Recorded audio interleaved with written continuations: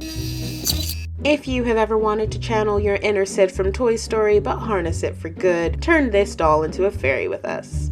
So first you want to turn your doll over and drill a set of 2 holes into her back for her wings to go into later. Now we want to get rid of her original hair, so cut it as close to the head as possible, and once it looks like she's ready to join the military, take her over to a hot water bath. You can dunk the doll upside down in some hot water to soften up the plastic. Now that the plastic has been softened, you can get a nice grip on the head and just pull it off of the neck peg. Once she is ethically decapitated, you can remove any hair gunk using pliers or tweezers and start sculpting on some large fairy ears using some epoxy putty. When the ears are done, you can add any other body modifications you like. We went for some extra padding on her hips and waist.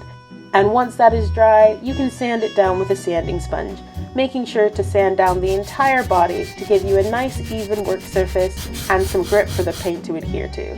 Of course, you could grab a paintbrush and paint it that way, but we went for something a little bit different and went for a paint pour.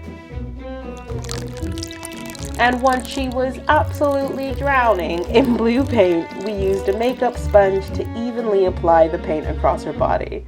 It took a while, and you need more than 1 coat.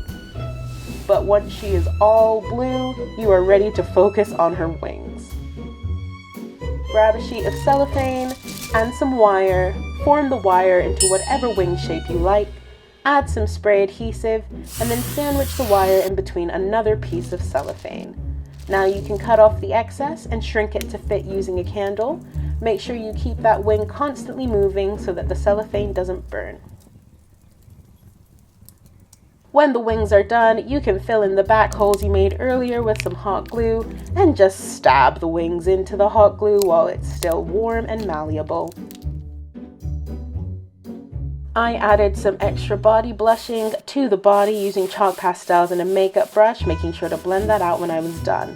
With the body done, you can turn your attention to the hair, and we used this reroot tool and some fake hair to give her a new head of hair. About 1,000,000 hours of hair punching later, you have a nice, fresh head of hair to style as you like. For the final touches, we added some makeup using more chalk pastels, watercolor pencils, and acrylic paint, and then our fairy was ready to go for a midnight flight. Now obviously we made a fairy, but you can use these techniques to make whatever kind of doll your heart desires.